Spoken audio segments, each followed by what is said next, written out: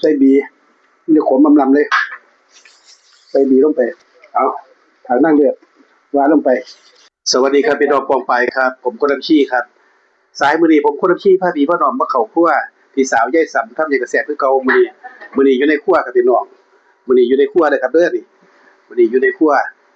บัดนี้ก็จะพาพี่พ่อน้องมาเฮ็ด1เมนูคือต้มหางวัวแซ่บๆพี่น้องมาเบิ่งนำกันครับนี่ครับพี่น้องปองไปที่พี่น้องเห็นอยู่นี่จะเป็นในส่วนของหางวัวที่ทำการนั้นสำเร็จแล้วนะครับเป็นหางวัวสำเร็จรูปที่เอาขนมันยังออกแล้วนะครับจะมาต้มซุปหูหางวัวครับพี่น้องนี่เป็นตาแซ่บบ่พี่น้องว่าเดี๋ยวรอพี่สาวมาปรุงครับพี่น้องผมไปครับหลังจากลาบปลาเรียบร้อยแล้วมาเบิ่งเมนูหูหางวัวครับพี่น้องบัดนี้เห็นเลยเปิดเบิ่งโอ้โหพี่น้องบุบๆๆๆเลยนี่คือเมนูหูหางวัวครับพี่น้องแล้วหางวัวหูหางวัวครับพี่น้องมื้อนี้หลายเมนูบ่บ่อันนี้คือหูหางวัวเลยครับพี่น้องอุ้ยเดี๋ยวคนละขี้ซิมเบิ่งประเทศนี้หูหางวัวใส่เพียเลยอันนี้เมนูลับเฉพาะ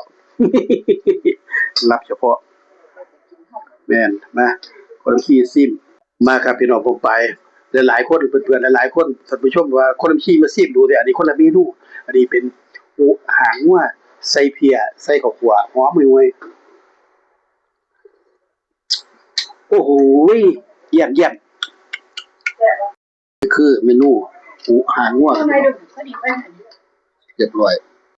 พี่น้องซิมผ่านแล้วแซ่บ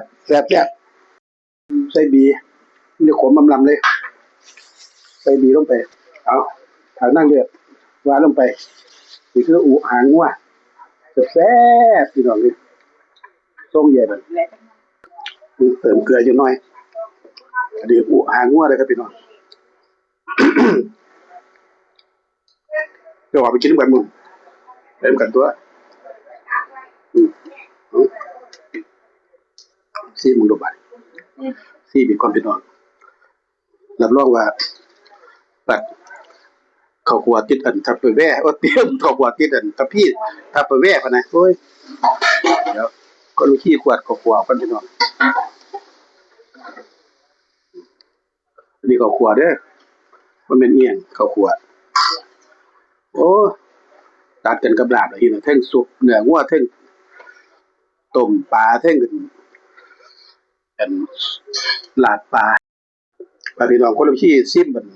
หูหางงัวอีกก่อนโอ้โหพี่สาวบอกว่าซิมหางหน่อยมันก็มีแต่ละหางได้จะหางหน่อยหางนี้มันก็ซ้ำกันหมด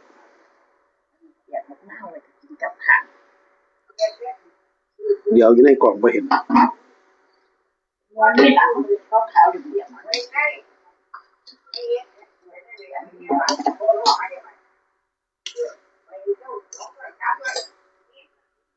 สมาชิก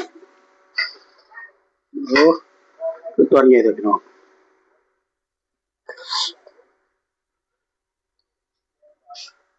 นี่บ่หางเรียบเดี๋ยวมาพี่น้องมาซิมบ่ได้จักอันเดียงคนแล้วนี่นกแค่นี้มาคนขี้อย่าซิมพี่น้องเบิ่งใส่น้ำกันหน่อยก่อนบ่ติดคอพอดีไปใหญ่พอดีไปเป็นหางว่าหน่อยหางว่าอ่อนจางอยู่ดอกบ้านคมมาเลย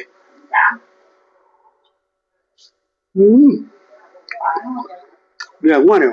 เราหางเนื้องัวเนี่ยมันคือเอ็นแก้วเลยจะสับแต่มันนุ่มแซ่บพี่น้องทานพี่น้องมันข้าวเป็นมื้อใหญ่แล้วพี่น้องอันนี้คือต้มสุกหางงัวเด้อโอ้แซ่บเอาละครับพี่น้องไปครับสำหรับคลิปต้มสุกหางงัวฝีมือยายสำทำอย่างกระแซ่บบ่ ทานไปแซ่บแล้วสำหรับฝีมือพี่สาวใหญ่ยายซ้ำทำหยังก็แซ่บฝากไว้ซะมีก่อนนะครับเด้อใส่บีขวดลงไปอีกหน่อยฝากไว้ซะมีก่อนแซ่บๆพี่น้องโอ้ยสุดสะแน่นเลยฝากไว้ซะมีเด้อครับพี่น้อง